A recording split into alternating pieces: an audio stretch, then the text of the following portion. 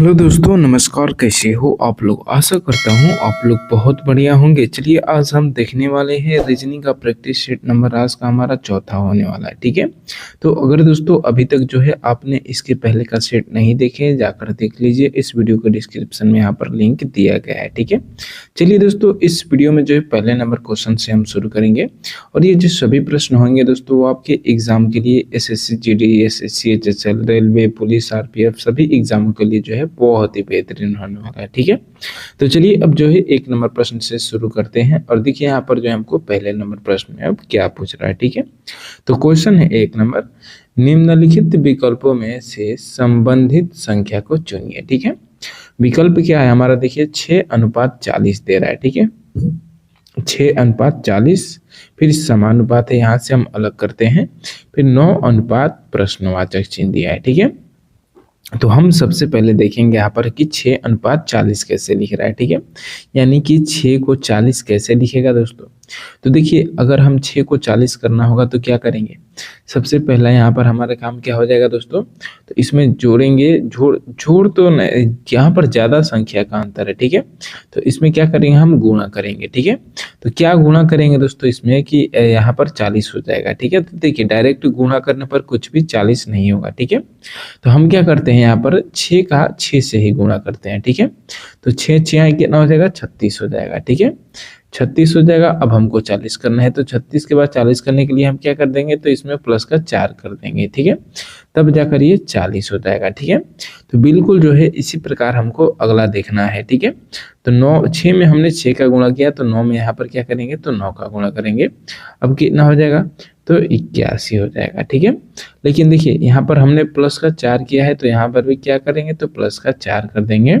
अब ये कितना हो जाएगा दोस्तों? तो 85 यानी कि 85 हो जाएगा। अब देखिए किस ऑप्शन में दिया है 85 आंसर? तो ऑप्शन नंबर बी में यहाँ पर आप देख सकते हैं बिल्कुल सही आंसर दिया है, ठीक है। आगे बढ़ते हैं। अब देखिए यहाँ पर जो है दोस्तों हमको दूसरा नंबर प्रश्न में अब क्या पूछ रहा है? बहुत ही बेहतरीन क्वेश्चन है, ठीक है। तो प्रश्न है कि निम्नलिखित विकल्पों में से संबंधित संख्या को चुनिए, ठीक है। अस्थमा फेफड़ा, अस्थमा अनुपात फेफड़ा से संबंधित है, फिर समानुपात है इसके बाद, फिर नेत्र शोध, उसके बाद प्रश्नवाचक चिन्ह, ठीक है। तो अस्थमा जो होता है दोस्तों कहाँ होता है? तो फेफड़ा में होता है, ठीक है। तो नेत्र शोथ जो होता है दोस्तों वो कहाँ होता है? हड्डियों में नहीं दोस्तों, हड्डियों में, दांतों में नहीं, यहाँ पर भी नहीं, आंखों में, जी हाँ दोस्तों आंखों में ही होता है, ठीक है। तो ऑप्शन नंबर सी यहाँ पर जो हो जाएगा बिल्कुल सही जवाब हो जाएगा, ठीक है। ये जो प्रश्न था शब्द एनालॉजी का था। अब चलिए नेक्स्ट क्वेश्चन की तरफ बढ़ते हैं और देखिए यहाँ पर जो है अब तीसरा नंबर प्रश्न में क्या पूछ रहा है, ठीक है। प्रश्न है कि निम्नलिखित में से कौन सा आरेख महिलाओं, माताओं और इंजीनियरों के बीच संबंध को अच्छा संबंध को दर्शाता है, ठीक है। तो देखिए यहाँ पर हमको 3 शब्द दिया है, ठीक है। महिलाओं, माताओं और इंजीनियरों, ठीक है। तीनों का जो है दोस्तों हमको वेन डायग्राम बताना है, ठीक है। तो सबसे जो पहला डायग्राम बताएंगे महिला का, देखिए मान लेते हैं ये कौन है? महिला है, ठीक है। ये महिला का डायग्राम है। अब दूसरा शब्द क्या है? माताओं। तो माताओं दोस्तों, माताओं इसमें कौन है? देखिए महिला जो होती है दोस्तों क्या वो माताओं से संबंधित होती है? तो देखिए कहेंगे दोस्तों हम कि सभी जो माताएं होती है दोस्तों वो महिला होती है, ठीक है। यानी कि महिला के अंदर हम क्या कर सकते हैं? माताओं को लिख सकते हैं, ठीक है। फिर देखिए अब आगे बढ़ते हैं, दूसरा वाला देखते हैं आगे क्या है? इंजीनियर, ठीक है।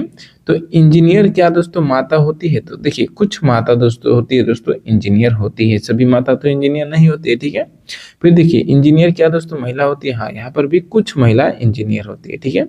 तो इसका जो डायग्राम बनेगा दोस्तों कुछ इस तरह से डायग्राम बनेगा, ठीक है।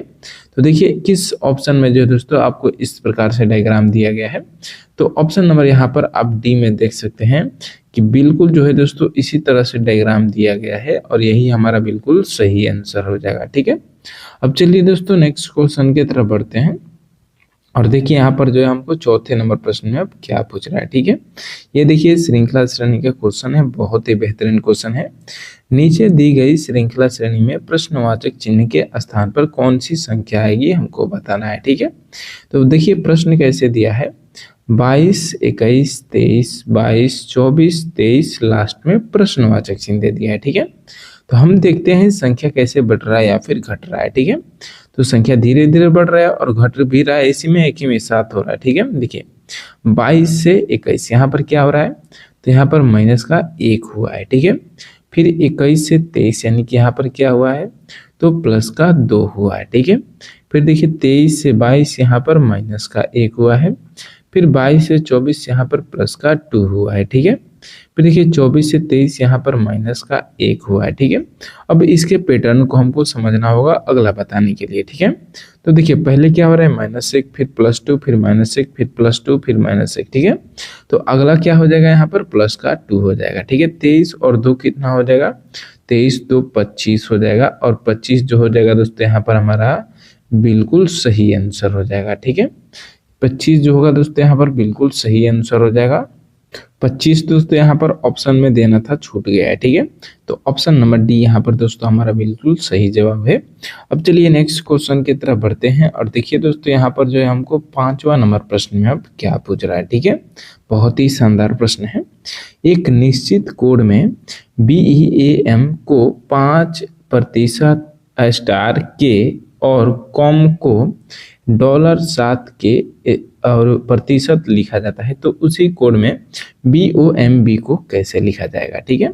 चलिए इसमें हम क्या करेंगे, देखिए अगर कुछ आपके अक्षर को क्या किया है, किसी यूनिक नंबर के साथ चेंज किया है, यूनिक अक्षर के साथ चेंज किया है, तो उसमें हम क्या करेंगे, तो उसमें जो कोड दोस्तों जैसे मान लीजिए B है तो इसको 5 मान लेंगे, E है तो इसका प्रतिशत मान लेंगे, A है इसको क्या मान लेंगे स्टार, M है तो इसको क्या मान लेंगे K मान लेंगे, ठीक है।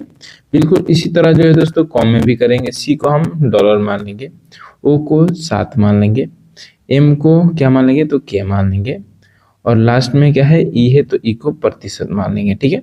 बिल्कुल जो है दोस्तों इसी तरह हम सबको मान लेंगे, ठीक है। अब तो इसी तरह मानकर अब BOMB का भी हम बता देंगे, ठीक है। तो देखिए सबसे पहले B है, देखिए यहाँ पर B को हमने क्या माना है तो K माना है, ठीक है। सॉरी B को यहाँ पर हमने B को 5 माना है, ठीक है। तो सबसे पहले तो 5 लिखेंगे, और देखिए लास्ट में भी B है तो यहाँ पर भी 5 होगा, इसमें कोई डाउट नहीं है। देखिए दोनों तरफ 5 किस में दिया है, 2 ऑप्शन में दिया है, ठीक है। पहला में भी दिया है, दूसरा में भी दिया है, बाकी दोनों ऑप्शन गलत हो जाएंगे यहाँ पर, ठीक है। अब दोनों 1 और 2 में दोनों ही कोई सही है, ठीक है। अब देखिए O का यहाँ पर वैल्यू क्या है, ठीक है। O का वैल्यू देखिए कॉम में O है तो कॉम में CO दूसरा नंबर पे है, ठीक है। तो डॉलर के बाद यहाँ पर 7 है, ठीक है। यानी कि यहाँ पर क्या हो जाएगा, O का वैल्यू कितना हो जाएगा तो 7 हो जाएगा, ठीक है। फिर देखिए M है, अब M किस वाले में है, तो देखिए M यहाँ पर है, M का वैल्यू लास्ट में है क्या है तो K दिया है, ठीक है। यानी कि यहाँ पर क्या हो जाएगा तो K हो जाएगा। और देखिए 5 7 K 5 किस ऑप्शन में दिया है तो 5 7 K 5 ऑप्शन नंबर बी में दिया है, और बिल्कुल सही जवाब हो जाएगा, ठीक है। ऑप्शन नंबर बी यहाँ पर बिल्कुल सही आंसर हो जाएगा। तो उम्मीद करता हूँ दोस्तों ये क्वेश्चन भी आपको बिल्कुल अच्छे तरीके से समझ में आ गया होगा। अब चलिए नेक्स्ट क्वेश्चन की तरफ बढ़ते हैं और देखिए यहाँ पर जो है हमको 6 नंबर प्रश्न में अब क्या पूछ रहा है, ठीक है। तो क्वेश्चन है निम्नलिखित जानकारी को पढ़े और नीचे दिए गए प्रश्नों का उत्तर दे, ठीक है। ये जो क्वेश्चन है दोस्तों देखिए रक्त संबंध का प्रश्न है, इसमें कुछ जानकारियां दिया गया है, जानकारी को पहले समझते हैं, ठीक है। A + B का अर्थ है A B की बेटी है, ठीक है। फिर A × B का अर्थ है A B का बेटा है, ठीक है। यहाँ पर दोस्तों कुछ भी नहीं है, ठीक है। फिर देखिए A - B का अर्थ है A B की पत्नी है। यदि Z गुणे यहाँ पर गुणा है समझिए, Z गुणे T - S गुणे U + P हो तो U J का क्या है, ठीक है। तो देखिए उसी प्रकार से दोस्तों जैसे A + B दिया है तो उसी प्रकार Z गुणे हमको सबसे पहले T देखेंगे, Z गुणे T क्या हो जाएगा, ठीक है। तो A गुणे T वाला समझिए, ठीक है। A गुणे T वाला समझिए, A गुणे T का अर्थ यहाँ पर क्या दिया है A B का बेटा है, ठीक है। तो Z क्या हो जाएगा वो T का बेटा हो जाएगा, ठीक है। तो इसको चलिए इसको हम डायग्राम द्वारा भी समझते हैं। Z जो हो जाएगा वो क्या हो जाएगा तो T का बेटा हो जाएगा, यहाँ पर Z हो जाएगा, ठीक है। T का बेटा Z हो गया, इसको हम प्लस कर देते हैं, ठीक है। और ऊपर वाला या तो मेल होगा या तो फीमेल होगा, ठीक है, उसका कोई पता नहीं है, ठीक है। फिर देखिए आगे बढ़ते हैं T - S, ठीक है।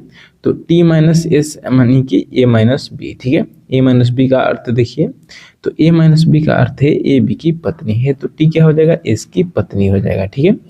टी क्या हो जाएगा, तो एस की पत्नी हो जाएगा, हो जाएगी, हो जाएगी, ठीक है। तो एस की पत्नी है यहाँ पर टी, यानी कि एस टी माइनस से, कभी भी दोस्तों हम लेडीज को फीमेल को माइनस से लिखते हैं और मेल को प्लस से लिखते हैं, ठीक है। इस पे थोड़ा ध्यान दीजिएगा, ठीक है। अब आगे बढ़ते हैं। अब देखिए एस गुणे फिर से यू है, यानी कि एस क्या है, तो यू का बेटा है, ठीक है। यहाँ पर क्या है, तो एस जो है किसका बेटा है, तो यू का बेटा है। फिर देखिए आगे बढ़ते हैं, u प्लस पी, ठीक है। अब u प्लस पी, ए प्लस बी का अर्थ देखिए ए बी की बेटी है, तो यहाँ पर क्या हो जाएगा, u p की बेटी हो जाएगी, ठीक है। u किसकी बेटी हो जाएगी, तो p की बेटी हो जाएगी, ठीक है, माइनस से u, ठीक है। तो अब देखिए यहाँ पर हमको क्या बताना है, u का z से, z का u z का क्या है, ठीक है। u जो है वो z का क्या है, तो z यहाँ पर है और इसका जो है दोस्तों u क्या होगा हमको बता देना है, ठीक है। तो जेड के पिता कौन है, एस होंगे, और पिता के माता को क्या बोलेंगे दोस्तों, दादी बोलेंगे, ठीक है। तो दादी देखिए दोस्तों ऑप्शन नंबर यहाँ पर बी में दिया है और बिल्कुल सही आंसर हो जाएगा, ठीक है। अब चलिए नेक्स्ट क्वेश्चन की तरफ बढ़ते हैं। और देखिए दोस्तों यहाँ पर जो हमको 7वां नंबर प्रश्न में अब क्या पूछ रहा है, बहुत ही बेहतरीन क्वेश्चन है, ठीक है। तो प्रश्न है, यदि ए बी इक्वल टू 27 तथा बी सी इक्वल टू 125 और सी डी इक्वल टू 343 लिखा है, तो ए बी डी ओ बराबर क्या होगा हमको बता देना है, ठीक है। चलिए सबसे जो पहला यहाँ पर हमारा काम रहेगा वो देखना कि ए बी बराबर 27 कैसे लिख रहा है, ठीक है। चलिए वो समझते हैं। ए बी को हम क्या करेंगे दोस्तों कि ये 27 हो जाएगा, इसमें क्या कर सकते हैं, तो देखिए अगर मान लीजिए ए का जो स्थानीय मान होता है 1 नंबर होता है, ठीक है, बी 2 नंबर पे आता है, ठीक है।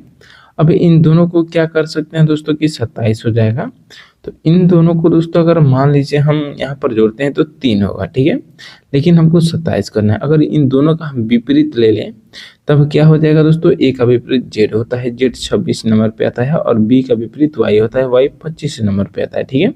तब भी दोस्तों ये जोड़ने पर नहीं होगा, ठीक है। यानी कि इसमें दोस्तों कुछ अलग तरीका करना पड़ेगा, ठीक है। तो देखिए मान लेते हैं यहाँ पर हमने ए का वैल्यू 1 लिया है और बी का वैल्यू 2 लिया है, दोनों को जोड़कर 3 कर दिया, ठीक है। अगर हम 3 का यहाँ पर वर्ग कर देते हैं, ठीक है, तो 3 का वर्ग हो जाएगा दोस्तों 9 हो जाएगा, ठीक है।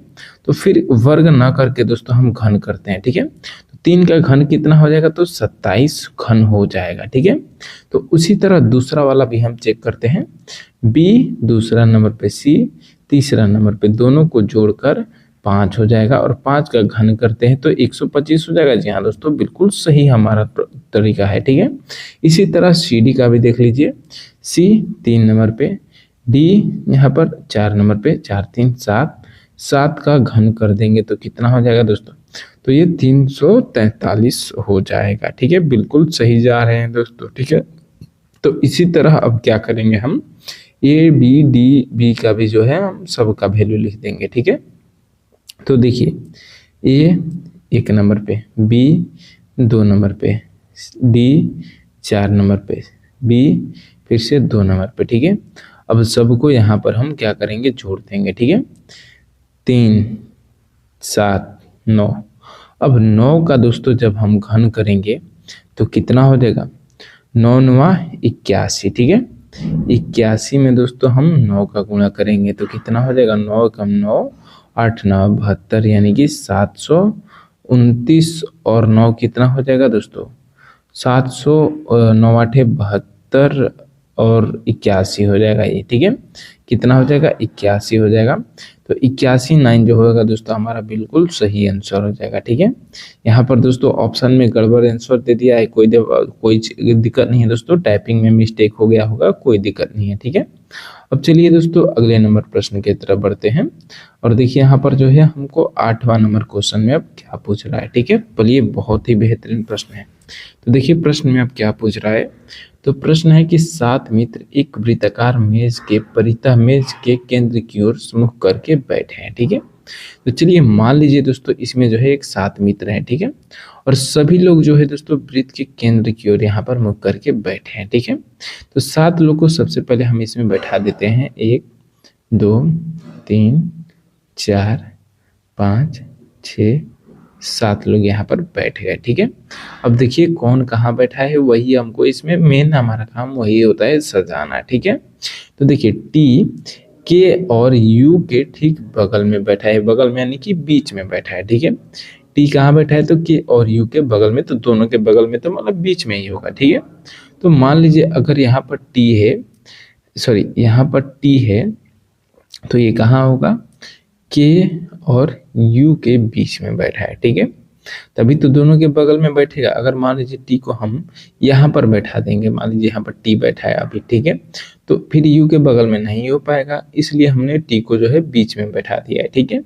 आगे बढ़ते हैं। एस के दाईं ओर ठीक बगल में बैठा है।